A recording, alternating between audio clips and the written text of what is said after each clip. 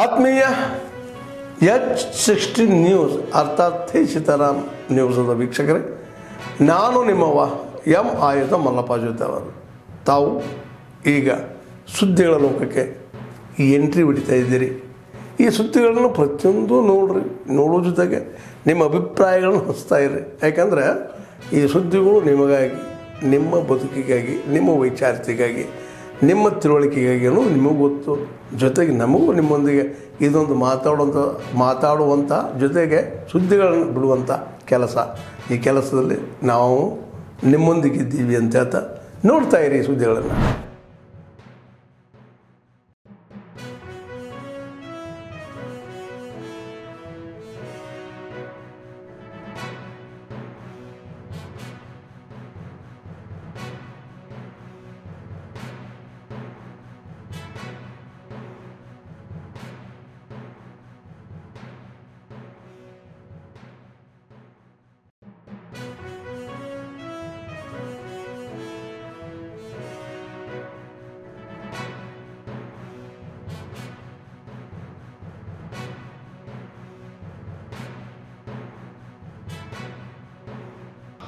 So mother is shouting, mother doesn't know anything we used to tell. Mother is asking you to concentrate on every war.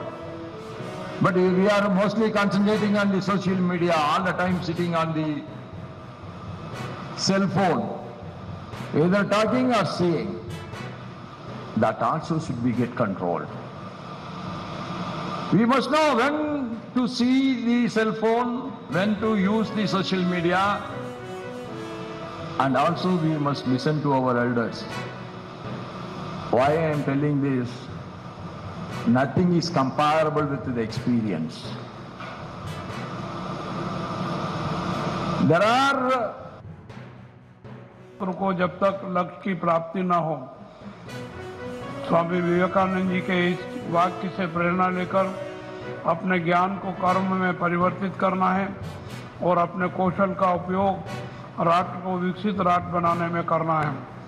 Doctor APJ Abdul Kalam कहा करते थे, सपने वो नहीं जो हम सोते वक्त देखते हैं, सपने वो है जो हमें सोने न दें. मैं आपसे आग्रह करता हूं कि आप सपने देखें, बड़े सपने देखें, राष्ट्र हित के सपने देखें और उन्हें साकार करने का संकल्प करें. Higher education and research for which they have been declared as qualified, and in token thereof we authorize and admitted candidates to wear the robes ordained as in the insignia of their qualifications, and shall devote all our energy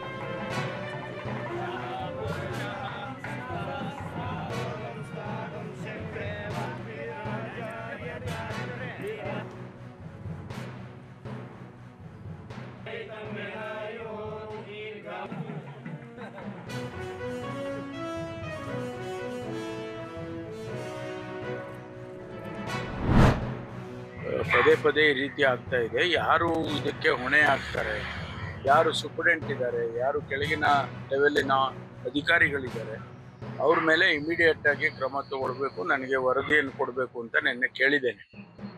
but I will not tolerate this non sense. Enough is enough. ಯಾಕೆಂದರೆ ಇದು ತುಂಬ ಈ ರೀತಿ ಆಗಬಾರ್ದು. ನಾವು ಅಲ್ಲಿ ಕೆಲವು ಸಂದರ್ಭದಲ್ಲಿ ಸ್ಟಾಫ್ ಕಡಿಮೆ ಇದ್ದಾರೆ ಅಂತ ಹೇಳ್ತಾರೆ, ಆದರೆ ಇರುವಂಥ ಸ್ಟಾಫ್ಸು ಸರಿಯಾಗಿ ಕೆಲಸ ಮಾಡಬೇಕಲ್ವಾ. That is not an excuse. ಹಂಗಂತೇಳಿ ಸ್ಟಾಫ್ ಕಮ್ಮಿ ಇದ್ದಾರೆ ಅಂತೇಳಿ TV ಕೊಟ್ಬಿಡೋದು, ಅವ್ರಿಗೆ ಮೊಬೈಲ್ ಕೊಡೋದು ಅಥವಾ ಇನ್ನೇನೋ ಕೊಡೋದು, ಇವೆಲ್ಲ ಮಾಡಿದರೆ ಜೈಲಂತ ಅನ್ನಿಸ್ಕೊಳ್ಳೋದು. ಅದಕ್ಕಾಗಿ ನಾನು ವರದಿ ಕೇಳಿದ್ದೇನೆ. ನಾನು ಇಮಿಡಿಯೇಟಾಗಿ ನಾನೇ ಒಂದು ಸಭೆ ಮೀಟಿಂಗ್ ತೊಗೊಳ್ತೀನಿ. ಮೀಟಿಂಗ್ ತೊಗೊಂಡು ಏನು ಲ್ಯಾಪ್ಸಸ್ ಇದೆ, ಅದಕ್ಕೆ ಏನು ಮಾಡಬೇಕು, CCTV ಕ್ಯಾಮ್ರಾಗಳು ಮತ್ತು ಎಲ್ಲ ನಾವು ಜಾಮರ್ಸು ಇವೆಲ್ಲ ಅಪ್ರೂವ್ ಮಾಡಿದ್ದೀವಿ. ಅಪ್ರೂವ್ ಮಾಡಿ ಕೊಟ್ಟಿದ್ದೇವೆ. ಅದನ್ನು ಇಂಪ್ಲಿಮೆಂಟು ಕೂಡ ಕೆಲವು ಕಡೆ ಮಾಡಿದ್ದಾರೆ, ಕೆಲವು ಕಡೆ ಇನ್ನೂ ಮಾಡಬೇಕಾಗಿದೆ. ಅದಕ್ಕೆ ಸೀರಿಯಸ್ ಆಗಿ ತೊಗೊಂಡು ಅದು ಕ್ರಮ ತಗೊಳ್ಳೋದಕ್ಕೆ ನಾನು ಸಭೆಯನ್ನು ಕರೀತೇನೆ, ಅಧಿಕಾರಿಗಳ ಸಭೆ. ನಮಗೆ ಆ ವರದಿಯಲ್ಲಿ ಸಮಾಧಾನ ಆಗಲಿಲ್ಲ ಅಂತಂದರೆ ನಾನು ಬೇರೆ ಒಂದು ಸಮಿತಿಯನ್ನು ಸೆಟಪ್ ಮಾಡ್ತೀನಿ. ಒಂದು ಸಮಿತಿ ಬೇರೆ ಬೇರೆ ಅಧಿಕಾರಿಗಳನ್ನ ಮಾಡಿ ಒಂದು ಸಮಿತಿಯನ್ನು ಸೆಟಪ್ ಮಾಡಿ ಇದಕ್ಕೆ ಇಮಿಡಿಯೇಟ್ ಆಗಿ ಕರೆಕ್ಟಿವ್ ಮೆಷರ್ಸ್ ಅನ್ನು ತಗೊಳ್ತೀವಿ.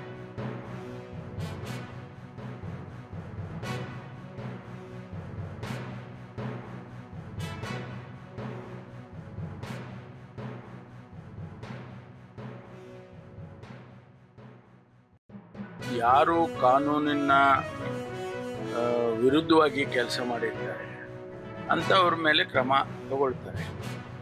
ಆಯಿತು, ಯಾವುದೋ ಒಂದು ಒಳ್ಳೆಯ ಉದ್ದೇಶದಿಂದ ಕನ್ನಡ ಪರ ಸಂಘಟನೆಗಳಾಗಲಿ, ರೈತ ಪರ ಸಂಘಟನೆಗಳಾಗಲಿ ಅಥವಾ ಬೇರೆ ಬೇರೆ ಸಂಘಟನೆಗಳು ಹೋರಾಟ ಮಾಡಿದಾಗ ಅದರಲ್ಲಿ ಸಾರ್ವಜನಿಕ ಆಸ್ತಿ ನಷ್ಟ ಆಗಲಿ ಅಥವಾ ಯಾವುದಾದ್ರೂ ರೀತಿಯ ಇಂಥದ್ದು ಯಾವುದೂ ಆಗಿಲ್ಲ ಅನ್ನೋ ಸಂದರ್ಭದಲ್ಲಿ ಅದಕ್ಕೆ ಒಂದು ಕ್ಯಾಬಿನೆಟ್ ಸಬ್ ಕಮಿಟಿ ಮಾಡಿದೆ.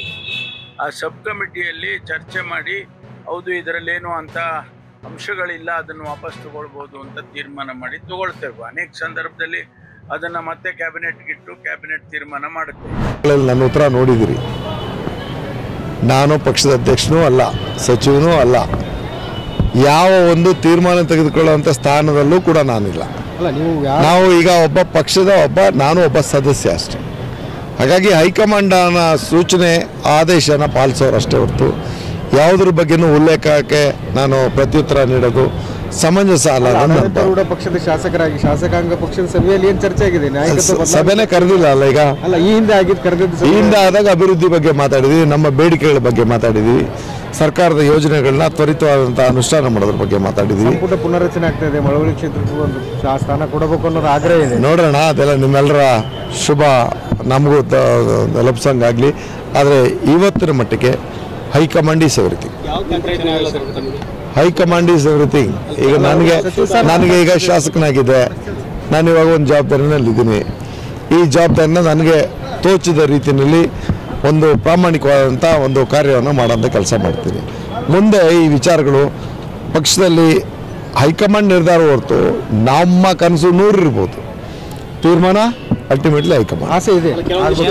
ನಾನು ಮೊದಲೇ ಹೇಳಿದ್ದೇನೆ, ನಾವೇನು ಸನ್ಯಾಸಿಗಳಲ್ಲ, ರಾಜಕಾರಣಿಗಳು ಯಾರೂ ಸನ್ಯಾಸಿಗಳಲ್ಲ. ನಮ್ಮನ್ನ ಸನ್ಯಾಸಿಗಳು ಮಾಡ್ಲೂಬೇಡಿ. ಅದು ನಿಮ್ಮ ಒಂದು ಸಲಹೆ ಮೇರೆಗೆ ನೋಡೋಣ. ಮುಂದೆ ಹೈಕಮಾಂಡ್ ಆಶೀರ್ವಾದ ಇದ್ರೆ ಮುಂದೆ. ರಾಜನವ್ರ ಮನೆ ಔತಣಕೂಟಕ್ಕೆ ಹೋಗ್ತಾ ಇದ್ರಿ ಸರ್? ಅದ್ರ ಬಗ್ಗೆ ನನ್ನ ಗಮನ ಇಲ್ಲ, ಇಲ್ಲ, ನನಗೇನು ಅದ್ರ ಬಗ್ಗೆ ಮಾಹಿತಿ ಇಲ್ಲ.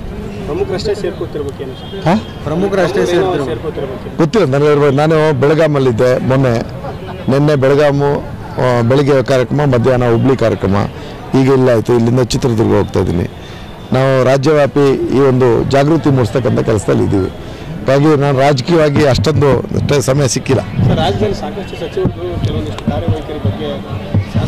ಈಗ ನಿಮ್ಮೆಲ್ಲ ಈ ವಿಚಾರಗಳನ್ನು ನೀವೇ ಅವಲೋಕನ ಮಾಡಿ.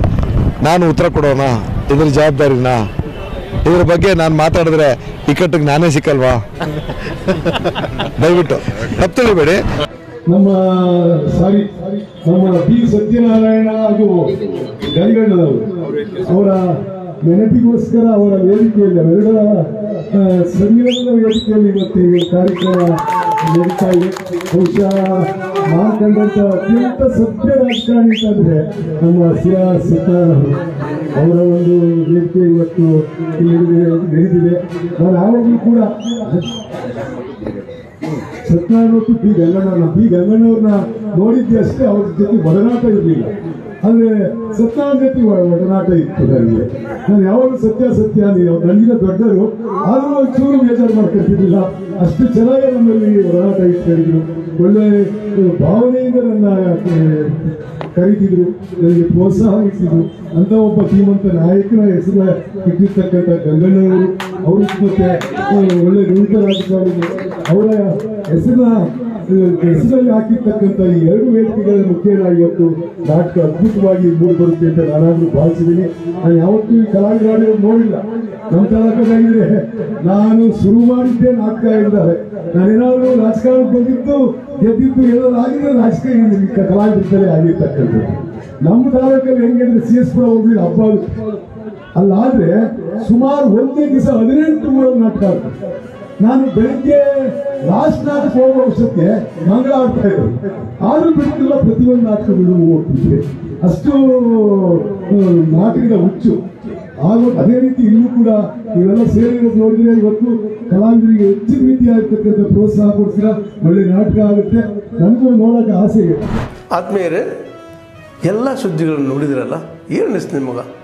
ಇದರಲ್ಲೇ ನಿಮ್ಗೆ ಲೈಕ್ ಆಗಿರ್ಬೋದು, ಡಿಸ್ಲೈಕು ಆಗಿರ್ಬೋದು, ಕಾಮೆಂಟ್ ಬೇಡಪ್ಪ ಅಂತೂ ಅನಿಸಿರ್ಬೋದು, ಕಾಮೆಂಟ್ ಮಾಡಬೇಕಪ್ಪ ಅನಿಸಿರ್ಬೋದು, ಶೇರ್ ಮಾಡಬಾರ್ದಪ್ಪ ಅನಿಸಿರ್ಬೋದು, ಅದು ಮಾಡಬೇಕು ಅನಿಸಿರ್ಬೋದು. ಏನಾದರೂ ಆಗಲಿ ಶೇರ್ ಮಾಡ್ತಾಯಿರಿ, ಈ ನ್ಯೂಸ್ಗಳನ್ನ ಹಂಚ್ತಾ ಇರಿ, ಜೊತೆಗೆ ಇದಕ್ಕೆ ಸಬ್ಸ್ಕ್ರೈಬ್ ಆಗ್ತಾಯಿರಿ ಅಂತ ಹೇಳ್ತಾ H16 ನ್ಯೂಸ್ ಅರ್ಥಾತ್ ಹೇ ಸೀತಾರಾಮ್, ಇದು ಸತ್ಯದ ಕೈಗೆ ನಡಿ. ವಂದನೆಗಳು.